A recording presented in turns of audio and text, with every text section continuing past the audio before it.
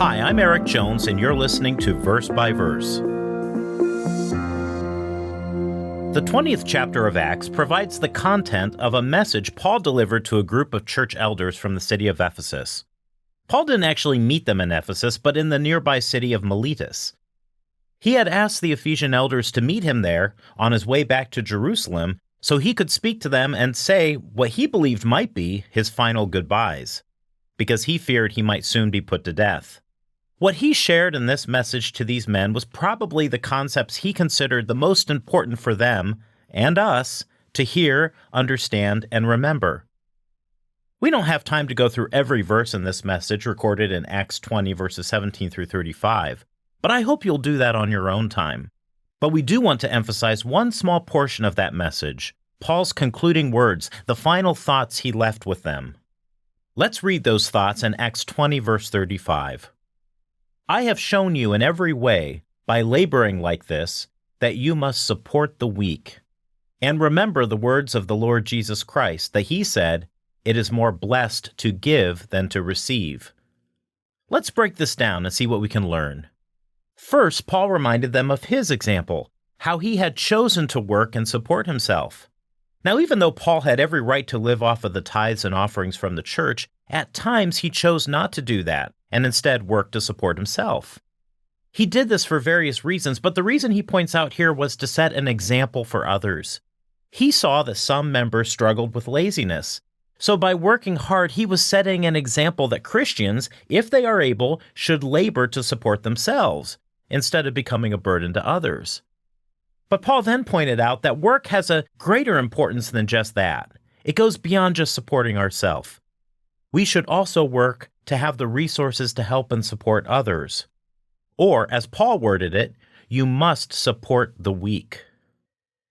As we all know, people can have physical weaknesses that prevent them from supporting themselves. By working hard, we can help support others who are unable to do so on their own. A Christian should be conscious of the needs of others, especially those in their own family, and provide help and support when it is needed. But supporting the weak isn't just limited to financial support. Sometimes what the weak need most, the emotionally or spiritually weak, is a good example, or maybe quality time, gentle correction, or just some positive encouragement. There's a lot we can get out of that phrase, support the weak.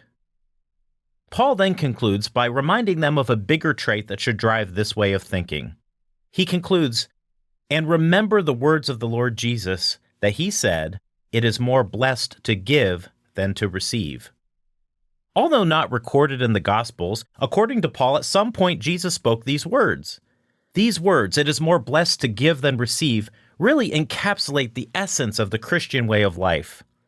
Many years ago, the late Herbert W. Armstrong, a faithful minister of Jesus Christ during the 20th century, often summarized the Christian way of life as the way of give, or sometimes he would put it, the give way. Whereas the world around us is guided by selfish thinking, which is driven by the principle of get, God's way of living, he emphasized, is driven by the principle of give, which itself is an outgrowth of godly love, outgoing concern towards others. This is a very biblical principle. That simple way of framing the two basic ways of living, give versus get, has had a profound effect on many people's lives, including my own. I believe it's a paradigm or a way of thinking that can have a positive effect on your life. It's a framework you can use to guide nearly every decision you face in life. Will I choose the give way or the get way? In this message to the Ephesian elders, Paul showed how the give way should permeate everything we do. That includes how we work and how we interact with those who need support and help. We shouldn't just work to get wealth to support ourselves. We also work so we can support, care, and give to others. That is just one of many ways we can practice the give way of life. Verse by Verse is a Life, Hope, and Truth podcast. Check out the show notes to find more free content, like videos, articles, and booklets in our Learning Center.